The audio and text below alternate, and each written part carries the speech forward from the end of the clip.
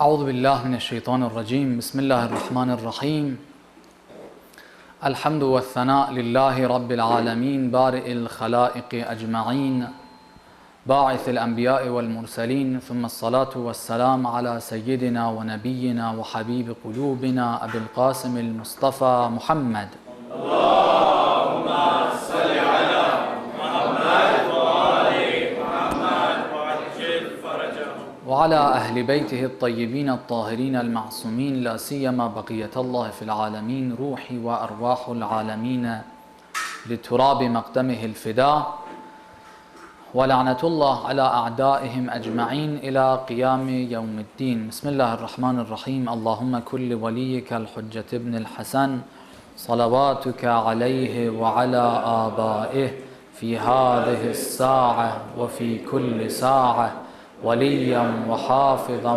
وقائدا وناصرا ودليلا وعينا حتى تسكنه أرضك طوعا وتمتعه فيها طويلا. For the hastening and the return of our Imam, please recite a salawat. اللهم صل على محمد وآل محمد وعجل فرجهم. Much of what we know about the Ahlul Bayt, about the Holy Prophet, when we hold programs, when we commemorate Muharram, when we have the anniversary of the Shahada of Amirul Mu'mineen in the month of Ramadan, we speak a lot about the previous Imams. If scholars come, many times they talk about some of the qualities that the Imams have and how we are privileged to be following such noble figures, such noble characters, to ensure and to emphasize to all of us that the people that we have decided to follow are very noble individuals and they deserve to be followed and everybody needs to be following them. Then if they get a little more into detail, we'll get some of the history of those Imams.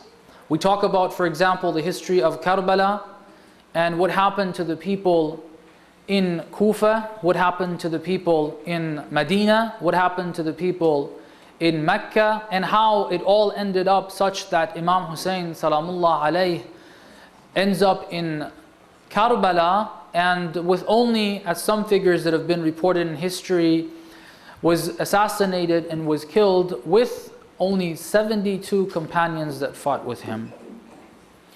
You hear to some extent how that happened. You may hear about what happened after the Holy Prophet ﷺ left this world. And what events led to the idea that the Imam, instead of receiving what the Holy Prophet had given him on the day of Ghadir, the governance, the wilayah that everybody pledged that they would be following, you may learn a little about what happened during that time, which is a very important part of history, that people, the majority of them, were either silent or they ended up being part of the movement that took that right away from Amirul Mu'mineen. What happened there? You may learn a little more about them. My point is, a lot of what we learn about the Ahlul Bayt is in the past. And it's very easy for us and very comfortable for us to sit down and judge people in history. People that came and fought Amirul Mu'mineen, may Allah curse them, for example. We talk about the people that came and fought Imam al-Hussein and committed and produced that tragedy in Karbala, which is inhuman. Even if you're not Muslim, it's inhuman. We condemn them, and it's very easy and we're very quick to condemn and curse that. We learn a little about the Imams that followed that, if our knowledge is expanded, if people shed light on that. But it's all about things in the past. It's all about history. But what's very important for us to recognize is try to read up a little bit and understand about a living Imam, an Imam that we are responsible to currently, today, right this minute. It's not about history anymore. It's about the present. It's about comparing ourselves and the people that were with Amir al-Mu'mineen or around that time. It's about comparing ourselves with the people at the time of Imam Hussein. It's about comparing ourselves to the people of Imam al-Mujtaba and the rest of the Imams. And seeing what they did and seeing what we are doing with respect to our Imam. This is an area that we need to focus on a little more, try to wake up a bit. I'll use one of the du'as that we have from the Ma'sumeen, salamullah alayhim ajma'een, in this regard. Du'a al-Ahd, which I hope some of us at least have the privilege of reciting, and I hope more of us get in the habit of reciting it, not habitually, but instead with understanding and meaning those words. In this du'a, there is very important lessons to take from it. First of all, after we ask Allah subhanahu wa ta'ala through His names, we ask Allah subhanahu wa ta'ala to bless the Imam of our time, send his salat, which are blessings, to the Imam. Then we ask, Allahumma ja'alni min ansarihi wa a'wanihi wa dhabina an wal musari'ina ilayh fi qada'i hawa'ijih wal mumtathilina li awamirih wal muhamina an wal sabiqina ila iradatih wal mustashhadina bayna yaday. Make me one of the helpers of the Imam, one of the Ansar, the companions that is always around their Imam, one of those that is going to be rushing to protect their Imam, one of those who is al-mumtathileen li-awamirih, just waiting to hear something that the Imam hints to that he wants done, and I run and do it. One of those who protects the Imam, and I want to end my life shahada with the Imam and martyrdom. This is what we ask there. Then we ask, we say, Allahumma arni at-tal'ata ar-rashida. There's a piece there that I skipped where we ask if we leave this world before the coming of the Imam, what happens? But then after that, my point is, we ask, Allahumma arni at-tal'ata ar-rashida wal-ghurrata al-hamida wakhul nadhiri binadratin minni ilayh. Oh Allah, I want to see my Imam. I don't want to just think about him. I don't want to just dream about him. I want to see my Imam. This is another thing that we ask there. Then we talk about certain points about the coming of the Imam, what will happen, what the people will do during the time of the occultation, and what the Imam is going to do. Then in the end of the dua, we say this after asking for the coming of the Imam. وَعَجِّلْ لَنَا ظُهُورَهُ إِنَّهُمْ يَرَوْنَهُ بَعِيدًا وَنَرَاهُ قَرِيبًا. They, those who don't believe in this concept, whether they are titled as Shia or not, it's about really and truly believing in this. They see it as far away and far-fetched, but I see it and we see it very close by. We have to think that it's going to be happening tomorrow. We have to think it's going to happen next day. That's what this dua is telling us. And then all of this dua, we're addressing Allah subhanahu wa ta'ala, we're asking of the Imam, and then at the end of the Imam, we're supposed to tap our leg and say, we ask the Imam by name, Ya Mawlai. We ask him that he comes and make his appearance earlier. Recite a salawat, please. Allahumma salli ala Muhammad wa ali Muhammad wa ajil farajah. In this dua, what we are taught, the main lesson we are taught, a couple of things about the Imam himself, especially that last piece when we address him. This is not myth, this is reality, and this is present. Very, very real. This is an Imam that is around. If we condemn the people of Karbala, if we condemn the people that fought Amirul Mu'mineen, we got to think about ourselves, because this is real stuff. It's not just, okay, that happened in history, now back to life, back to the present. No, the present involves that. We have to change our mindset about the Imam of our time. We have to realize that this is a reality. He is present. The hadith has a number of them, that there is a resemblance that the Imam of our time has to the Prophet Nabi Yusuf ala nabiyina wa alihi wa alayhi salam. The resemblance that is explained is this, that when Prophet Yusuf went to Egypt, his brothers put him in the well, he was taken to Egypt, he was away from his brothers. His own brothers that grew up to a certain age with him, when they went to Egypt years later, they came across their own brother, they saw him, he recognized them, they didn't recognize him. They did not recognize their Imam, their brother in that case. And it says the Imam of your time is like that, he will be coming around, you would be seeing him even, but you don't recognize him. That's how real it is. Okay. It's that real, and we need to get that through our heads, brothers and sisters. We have to realize an obligation, a responsibility towards the Imam of our time. The part that I didn't read, after the salawat, where it said, make us one of his companions, there's something more important in that dua. Every day we're supposed to do this and remind ourselves. Allahumma inni ujaddidu lahu fi sabihati hadha al-yawm.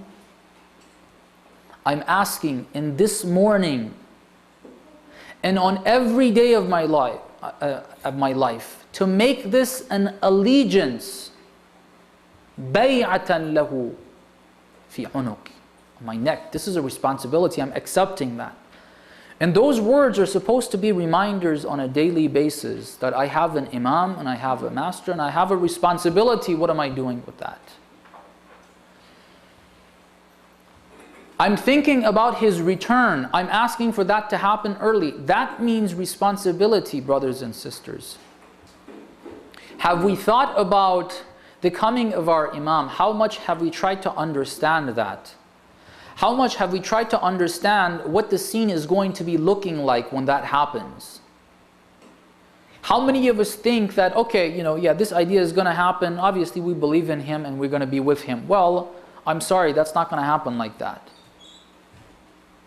This is a recurring history that has happened in the past that will happen to us as well. The Jewish people, other nations, promised of prophets. They went thinking that they're going to be prepared for the coming of that prophet, but many times they ended up killing those prophets. The people, the Jews that came to Medina, they came for the Holy Prophet. They knew exactly where he's going to be situated. They knew exactly it's going to be Medina, not Mecca, that he's going to settle in. He started his movement from Mecca, but they didn't go to Mecca, they went to Medina because they knew the Holy Prophet is going to be starting his government there. It says, يَعْرِفُونَهُ كَمَا يَعْرِفُونَ أَبْنَاءَهُم. Sometimes people ask about some of the signs or some of the things to know about the Imam.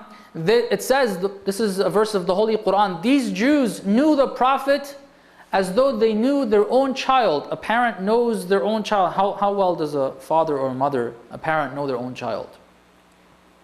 But فَلَمَّا جَاءَهُمْ مَا عَرَفُوا كَفَرُوا بِهِ. When what they knew came to them, they knew the Holy Prophet, all his characteristics, what his teachings are going to be, a general overview. They had that information. However, when that came to them, they rejected that. That's going to happen to us as well. We have hadith on that. Let's try to realize that responsibility, and I hope this session is going to be one that's going to help us have a better understanding of this whole idea of the Imam al-Mahdi ajjalallahu ta'ala farajahu al-sharif.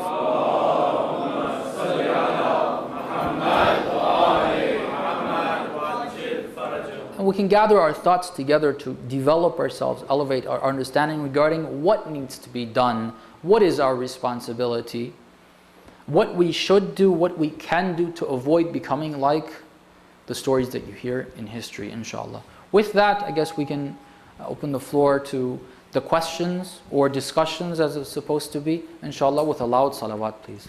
Allahumma salli ala Muhammad wa ali Muhammad wa ajil farajah. Yes. What can we do as individuals or as a community together to avoid becoming like the Jews of Yathrib that you mentioned? How can we get like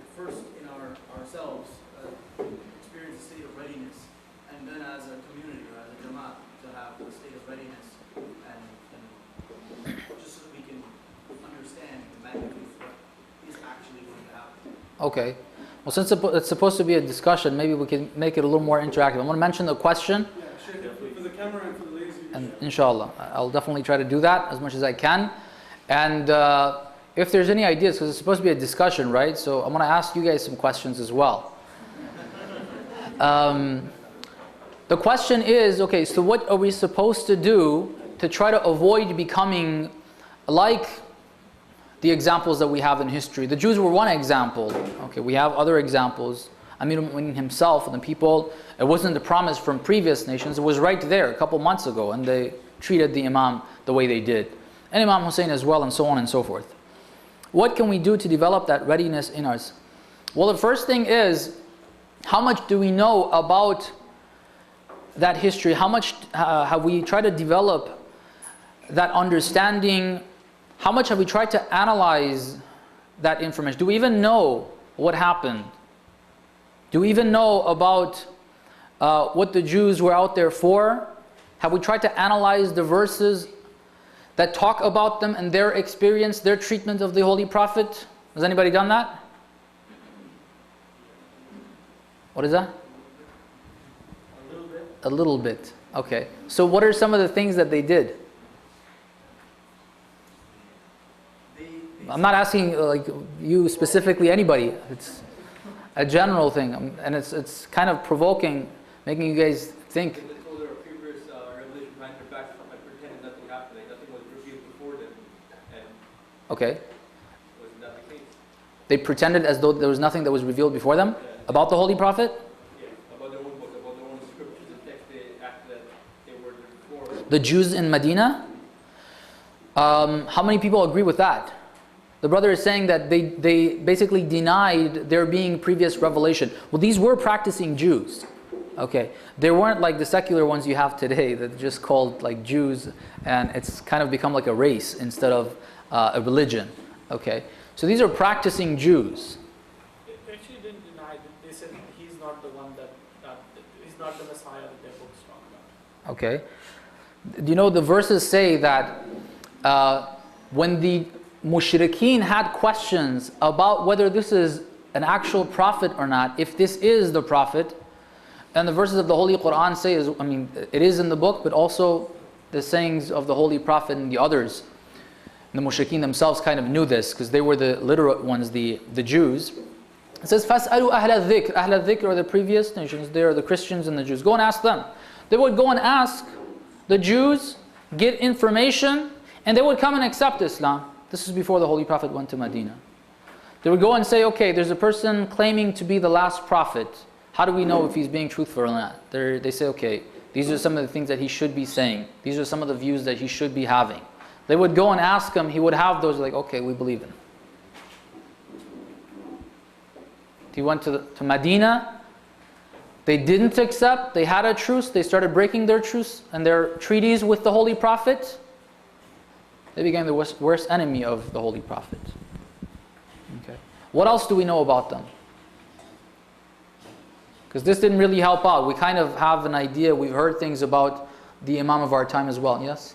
I heard they build themselves financially as a community a lot to prepare for the Imam, the Prophet. Mm-hmm. When he comes, they're going to hand all the wealth over to him and help him spread his religion. That's an interesting point there. The brother is saying that he's heard that they prepared themselves financially, and they wanted to have enough finances to support the movement of the Holy Prophet. But when he came, they used all of that against him. That's a pretty good lesson to learn right there. All right, don't let that fool you. Okay, I'm preparing for the Imam of our time. Yeah, I got a big mansion too. That's not really preparing for the Imam of our time. That's preparing for something else. Inshallah, it will be preparation too, but we got other things to do. So, okay, so that form of preparation, financial preparation, doesn't in and of itself going to help. Is not in and of itself going to help us out. Anything else that we know? Any of the sisters that want to join the conversation or the discussion would have nothing? They migrated to Medina to meet the Prophet. They migrated to Medina. Okay, so in other words, they knew the location. They had information of that. Okay, these are very important points, okay? Because some people ask about that. Where is he going to be situated? Does it really make a difference? Even if you know, you go and settle there. Some people say that the Imam is going to be settling in Kufa. Then some people say, we found this hadith which is in Qom. I don't believe it's an actual hadith, but they have it there. And so they go and settle over there, or they want to go and settle in Kufa. Like, that's not really preparation. The Jews did the same thing. That's not really going to mean when he comes, you're going to join him. You could be there and become the worst enemy of the Imam. Okay, that's a lesson to learn right there. So they knew his location. That's why they made the effort to go there. Anything else that we know? They amended their scripts a lot. Then when Prophet come, they couldn't relate it with what they have in their script. So basically, there's a mismatch, or they may be saying, okay, this is not a proper fit. I think what we have a pretext now. When the Imam come, we may say this is a new Sharia what Imam is bringing. Okay. So they already amended the total. So you're saying, brother's saying that they had amended and had altered their books to the extent where the descriptions that existed of the Prophet did not match the character of our Prophet. So when they said no, he's not the one. Based on what we've already explained, I think we explained that that is not the case. Because the people, first of all, the verse says, يَعْرِفُونَهُ كَمَا يَعْرِفُونَ أَبْنَاءَهُم. They knew him exactly how he was, with all the features, even physical features, they knew. He knew what type of responses, they knew what type of responses that he's going to be making to their questions. Okay? They would come and ask that and get the very same responses that they were supposed to get. Alright? But they reject it still. He was stopping them from things that they were used to doing, like taking interest, gambling, some of the businesses they were doing. Did the Holy Prophet, when he arrived there, were all these obligations already there? Because the brother is saying that because the Holy Prophet banned them from, interest and the other practices that they used to have that was haram according to their tradition. Okay. Of course, according to their religion, they can't have interest amongst themselves. They can have interest with, or they can take interest from non-Jews, which is something that actually we have that as well. We can't take it from one another, but we can take it from non-Muslims. Okay. Well, some of them may have thought that, but we don't read anywhere where it says when the Holy Prophet said this, then they had an issue with it. When the Holy Prophet came to Medina, they just didn't want to accept. Anything else? I've heard that they rejected him on the basis that he wasn't from Bani Israel, he was an Arab, as opposed to from their own. Okay, that's a good point. That is true. That is found in history. They say that one of the points that they raise is that we thought, there's a few of them, some of them are very funny. This one is a little racial. They said, we thought he's going to be from Bani Israel.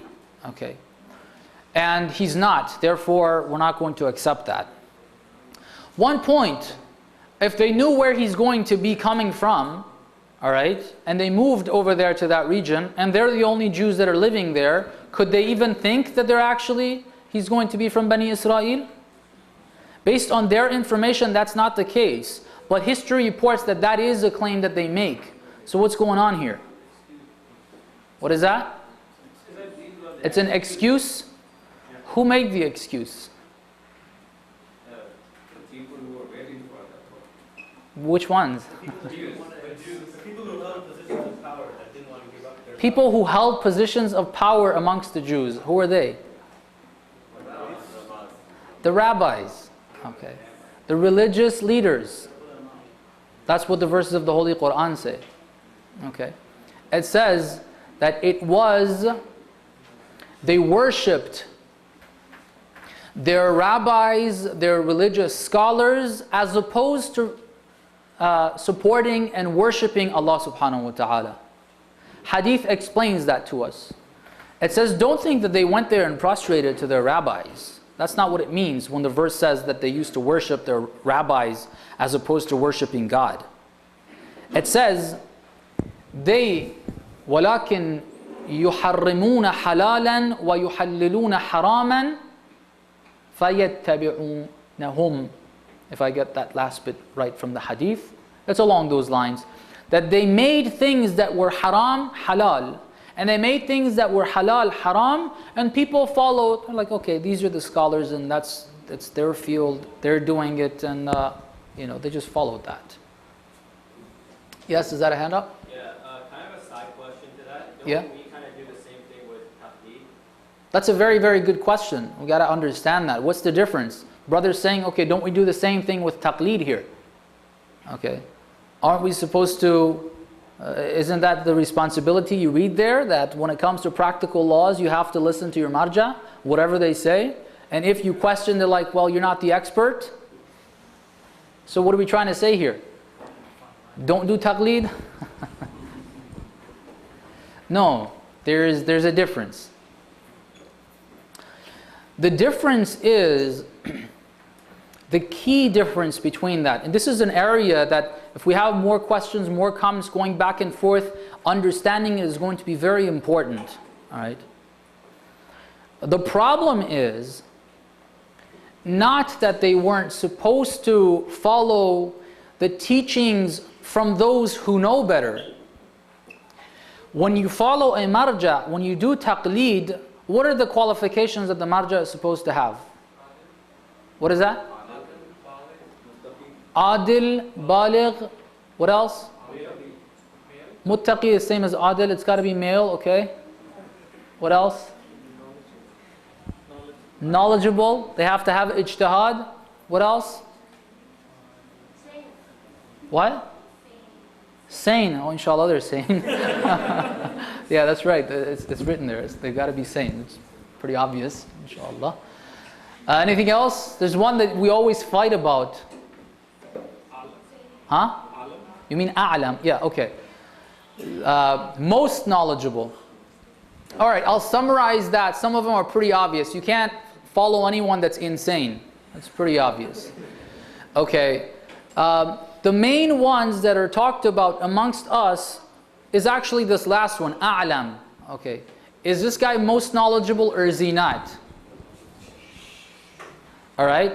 But the more important one, the more important characteristic and quality that they need to have for us to be able to follow them, and their scholars didn't have, is idala. Okay. The character of being pious and practicing. If you want to check whether something that they say is actually from religion or not, can you do that if you yourself are not an expert? What is that? Okay, but do you know Arabic?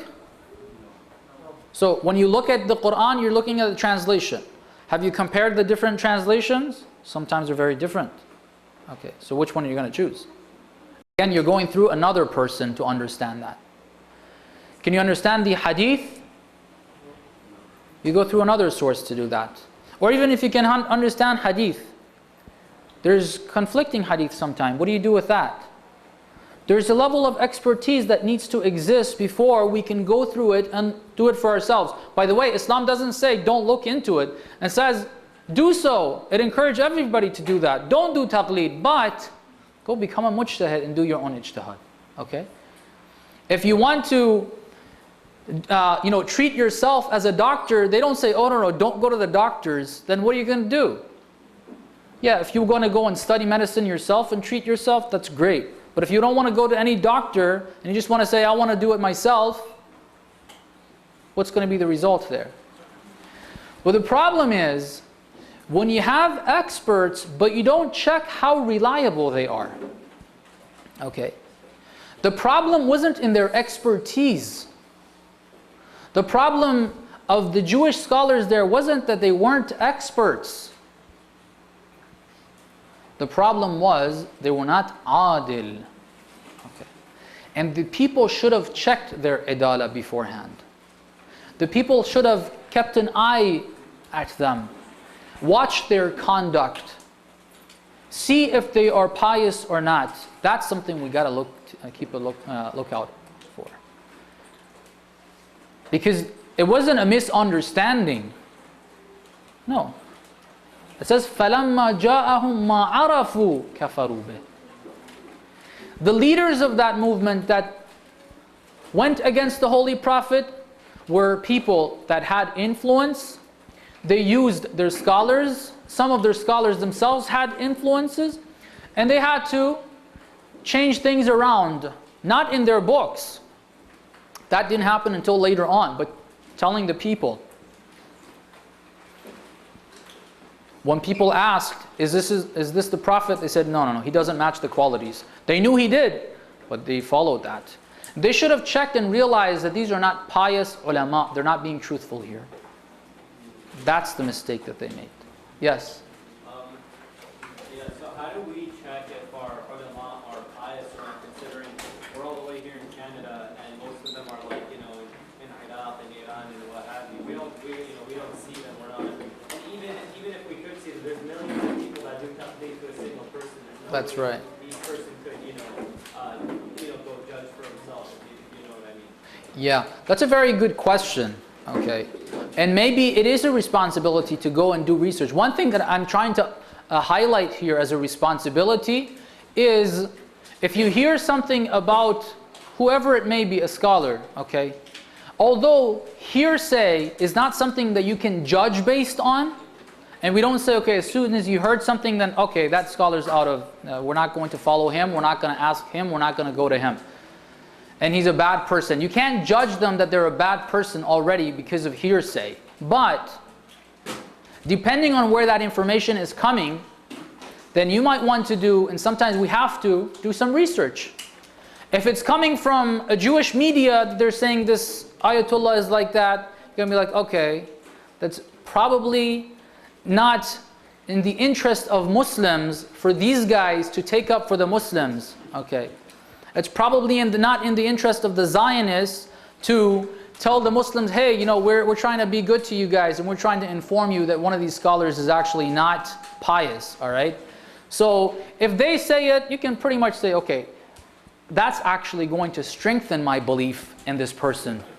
Because these guys are against Islam, they're enemies of Islam and Muslims, and they're saying this guy is bad. There's got to be something good about this guy that they hate his guts. Okay. But if you hear it from sources that are semi-reliable, okay, then whoever it may be, don't just say, no. Do research. Ask around. Find reliable sources. Don't just brush it away and say, no, I heard a couple of lectures from this person and they seem to be a good person. A couple of lectures. The ulama of Bani Israel gave lectures day in and day out. It's not about lectures. It's not about sounding eloquent. It's not about knowing the Arabic pronunciation. It's not about that. Piety cannot be seen in words, brothers and sisters. Let's get that straight. You got to look at the conduct of the person. Now, gathering that information is sometimes a little more difficult, sometimes a little easier. For people, as you said, the maraja that are over there, either in Najaf or in Qum, or in other cities in that region, we don't have direct access to them. However, there is something that we need to consider and look at. And that is, we see the overall outlook, the overall image of the ulama. Okay. We have been in the presence of some of them. And the ones that we have come in contact with, if we're out here, are not the top ranking. All right. They've just studied under them. They've been in that environment for a while.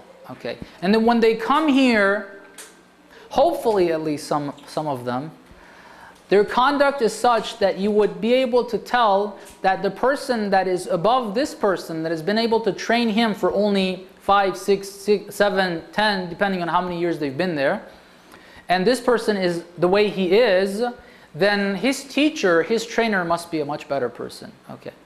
Overall, alhamdulillah, the environment of the Hawza has kept itself clear of problems, practical problems. Now, if you see, generally speaking, the Hawza, there's nothing coming out of the Hawza about this person. Even when you ask around, you don't hear anything fishy about them, then, and everybody supports them, asking, whoever you have access to, then okay, that's a person where you can rely on. But if you start hearing different things, then you got to do further research.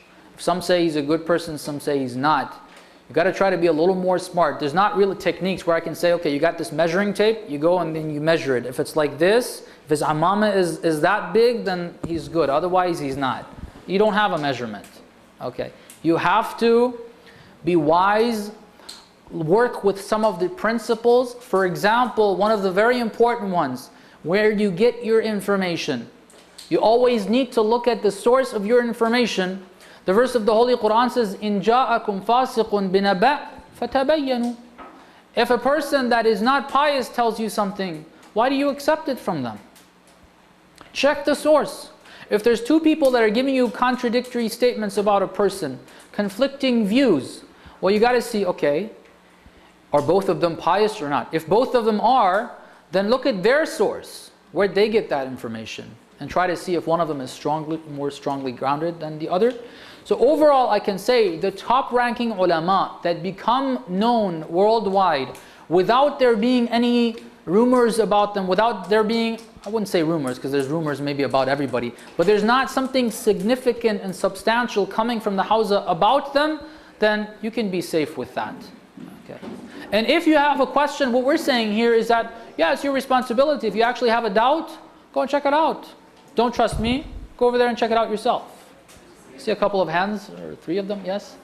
Wa alaikum assalam. Brother, do you think that it's a responsibility of us as a congregation to constantly and continuously critique and or question our speakers? Because there have often been times when people come to centers such as this and say things that are a little bit dubious or perhaps we don't understand. And unfortunately, I think that we're not encouraged as a community to critique and to question to a point where it satisfies your own intellect. Do you think that that's something that we can do for scholars that we are? Oh, definitely. The sister's saying that, is it a good idea as congregations that if you hear something dubious, a lecturer comes around, says something that is completely opposing what you've heard before about the subject, should you ask questions? Of course.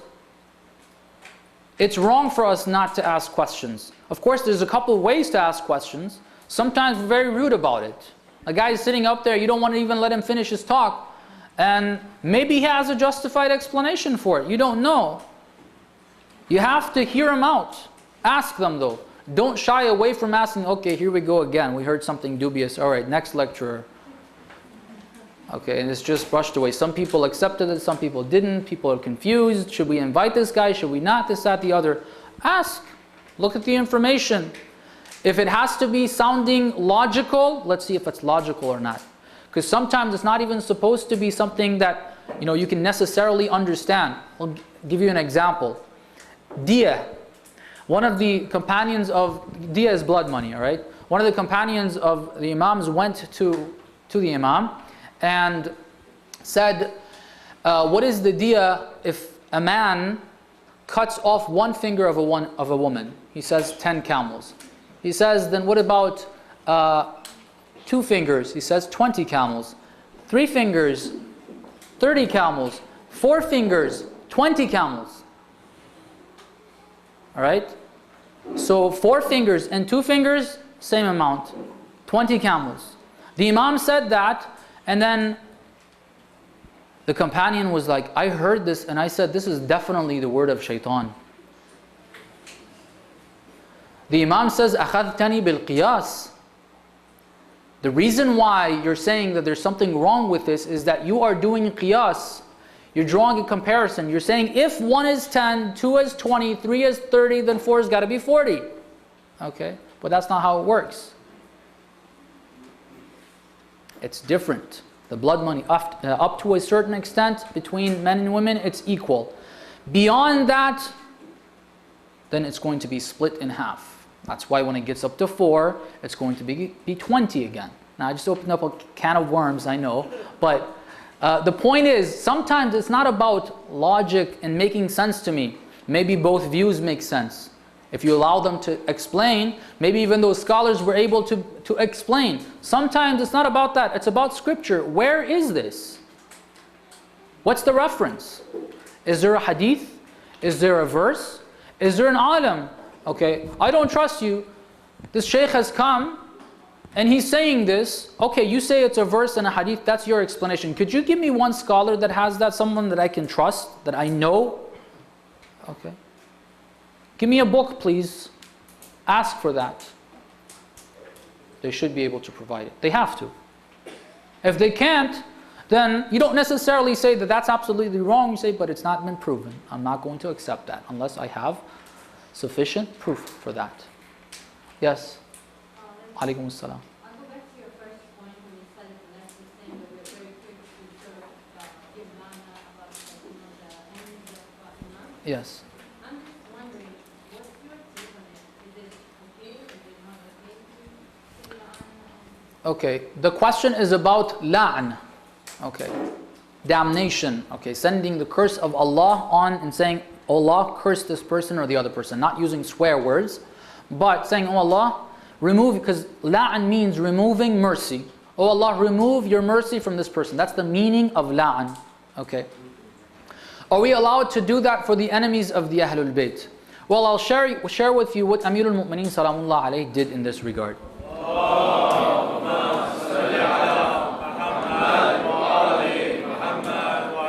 And while we're at it, the source for this, a recent book, of course, which then has its sources from the older books. I would have to look at the footnotes to tell you which one of the original books this is from.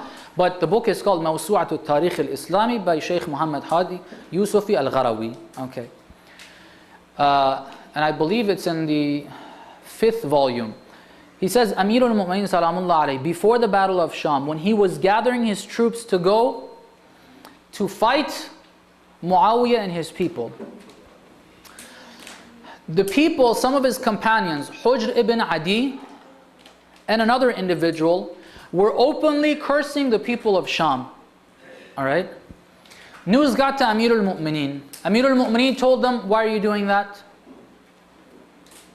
Karihtu, I dislike to see you, my companions, being people that their language is not a nice and soft language. They're using words that are disrespectful.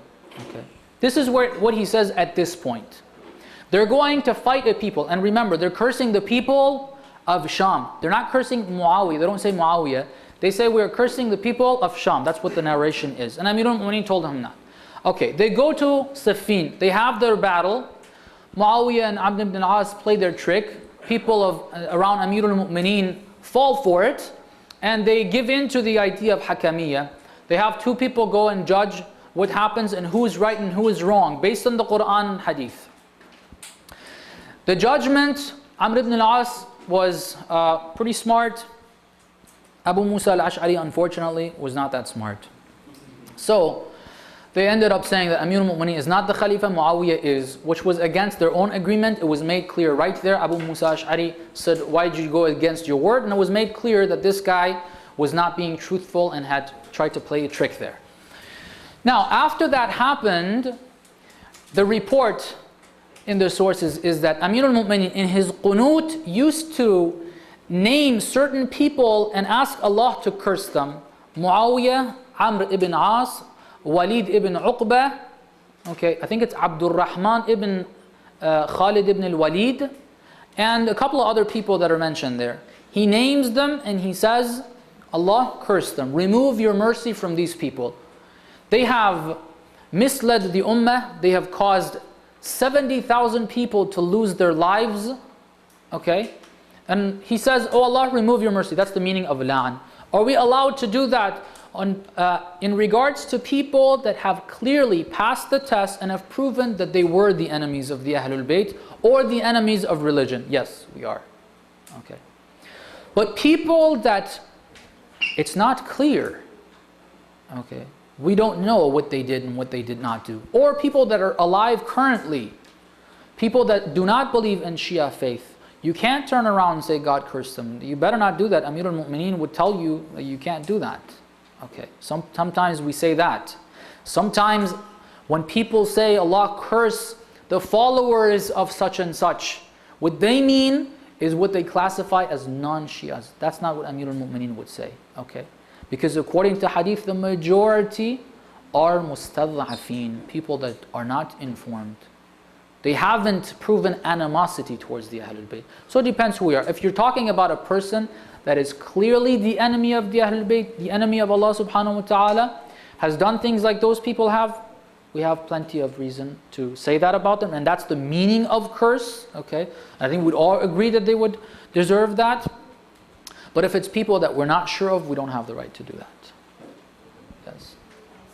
Wa alaikum assalam. I have this question going back to what you said in the first instance, that people at that time denied the Prophet of Yes. his identity. I just kind of wonder, is there a criteria that we should try and reach for us to actually not be in the position to deny? Like, how are we going to know? Exactly, that's a good question, bringing us back on the track of the discussion of the Imam of our time. Okay, the sisters asked him, okay, they denied the Holy Prophet, although they had sufficient information to know who exactly he is, okay, and to recognize him, even by his physical features. So what's our way to recognize the Imam of our time? Okay. Now, the first point that I want to make in regards to that, I hope up to this point we've kind of tried, or we've come to this understanding that knowing physical features is not going to cause you to follow the Imam of your time. Okay. Having that in our books, it's not really going to cause us to follow the Imam of our time when it comes. Knowing some of the things that he's going to say, it's not going to cause us to follow the Imam of our time. There's something else there that we have to be looking for. The preparation for the coming of the Imam is not looking into where he's going to settle, what he's going to say, and what physical features and characteristics that he has. Because it's already been tested. That's not going to get us on the right track. So what is it? Anybody? Was that a hand up to try to answer this question? Oh, new question? Yes? I think you need to know the Prophet Uh-huh. himself. And the more that you know that Rasulullah you know who resembles him the most. His conduct, his knowledge, and his mannerisms. Okay, I think we're getting close. The brother is saying the more you learn about the Holy Prophet sallallahu alaihi wasallam,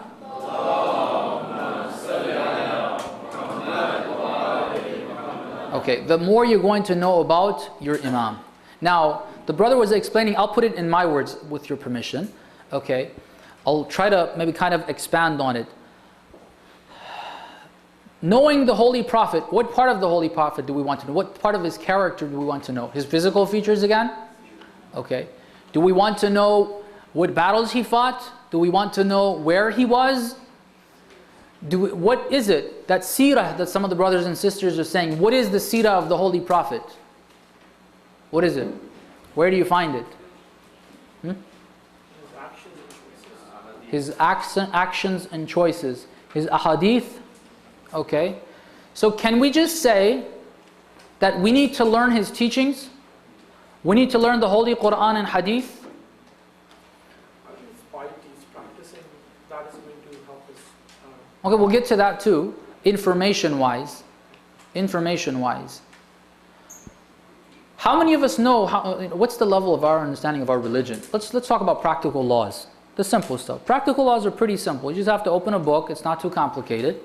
It just explains how you make your wudu, in what cases you make your wudu, in what cases you're supposed to do jabira, what cases you're supposed to do tayammum, what cases you're supposed to do ghusl. How many of us know exactly when we're supposed to do ghusl and when we're not? How many of us know in which cases wudu is jabira, in which cases it's supposed to be tayammum? How many of us know in what situations prayer is performed in what way? Where is it exactly that we're supposed to do qasr or not? In these large, the GTA, Greater Toronto area. Okay. Are you supposed to pray full or qasr when you travel from one end to the other? Okay. Is that traveling or not? When you go to the Bay Area in California, what happens? If you go to Los Angeles, what happens? It seems to be the same thing. Do you follow the same ruling or not? Okay. From one end to the other. Have we looked into these rulings? These are simple rulings. Okay. A lot of us don't know these very simple rulings about Islam. These are the teachings of the Holy Prophet. When it comes to the aqa'id, What is our understanding of Tawheed? Okay. What does Tawheed exactly mean? How far does it go? What's the extent of it? Much of it is unknown to us. When it comes to the Holy Quran, how much do we know about the Holy Quran? If some person comes and starts saying that the Quran has been altered, and here are the hadith for it, and there's a verse there, it talks about me in there as well, gives my name, I'm supposed to be your Imam. Okay. Some people fall for that. They have fallen for it. Shias. Okay. What is our belief about the Quran? Have we looked into it? When it was compiled? How do we prove that this Quran has not been altered? Do we even prove it? Do we have proof for that? What are the proofs? What about the compilation? What about the history of that? What about the different qira'at? What about the verse yathurna, yattaharna? There's different recitations, there's different qira'at. How do you say it hasn't been altered? You have to find answers for that. When it comes to imamat, what is an imam? Why do we need to have imams? What do you need to look for in an imam? What's the quality of an imam? How much of that do we know? This is where, this along with practice, which we'll try to emphasize a little more, this is what we find emphasized on. Okay. What do I mean by that? Sometimes a lot of us look for signs. Anytime we talk about the Imam of time, could you explain who Dajjal is? Is it a person or is it a concept? Is it a system? Like, okay, man, I really don't care. Either it's a person or a system or a TV with one eye, whatever it is. Okay. Because you hear these weird things. Alright? Who's the Sufyani? Who is this? Who is that? What's the call? I'm not against that. We can look at our sources, see how much of it's reliable, how much of it's not, filter it through, see what valid information we can get out of that. But we have hadith that with all of that information, you're going to end up following the wrong person sometimes. You're going to end up not following the right person when the time comes. Okay. But we have a number of hadith. They say, what should we do during the time of the occultation? It says, practice what you know of the previous imams, you'll be okay. Increase your knowledge of what you know from previous imams, the Holy Prophet and the previous imams, you'll be okay. I'll give you an example. Because this problem of trying to figure out who the imam is not new, even in the Shia history. There were times during the Shia history that the Shias had trouble figuring out who the following imam is. One of those instances is after Imam Sadiq passed away.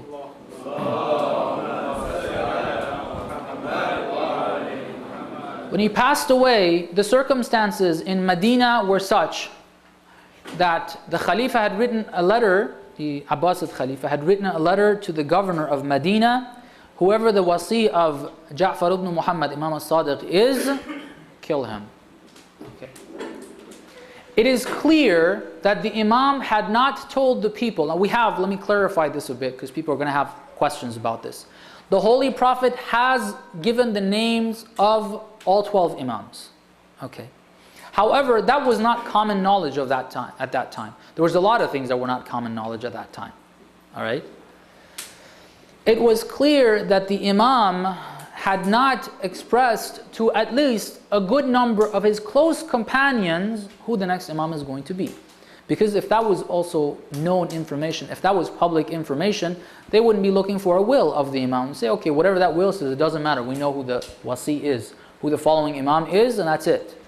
It's clear that the Imam had not done that. The circumstances were like that. All right. When the Imam passes away, people like Hisham ibn Salim. There's two Hishams. One is Hisham ibn al-Hakam, one is Hisham ibn Salim.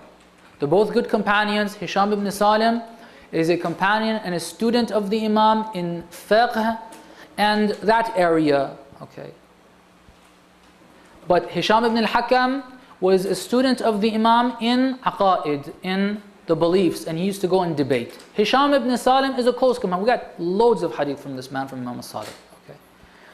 He, along with Mu'min al-Tay, who is also a very, very well-known companion, he's been with the Imam. These people didn't know who their Imam is going to be. what happens, Abdullah al-Aftah, Abdullah ibn Ja'far ibn Muhammad, in other words, the son of Imam al-Sadiq was Abdullah, who was maybe according to some, maybe he was even older. Anyhow, he claimed to be the Imam. He lived for about 6-7 months after Imam al-Sadiq did. During this time, he claimed to be the Imam. He had a following. They became the Fatahis. And after he passed away, he still had that following. We have companions of the later Imams that are considered Fatahis, like Banu Faddal. They're a family. They're Fatahi. Now, the point is, Abdullah ibn Aftah has opened his doors. I am the Imam. People are coming to him. Hisham ibn Salim is wondering. He says, we're wondering who is the Imam. We didn't know who it was. We heard he's claiming to be the Imam. He said, we went to his house. What did they do? This is the important point of the story. They said, we went and asked him 2 questions. One, or both of them were related to zakat. First one, we gave the bare minimum amount that zakat applies to. We said, how much zakat applies to 200 silver coins? He said, 1. They said, okay, what if it's 100 coins? He said, half a coin. Like, okay, this is not the Imam. Simple, practical law. Because any less than 200 coins, there is no zakat. He didn't know that.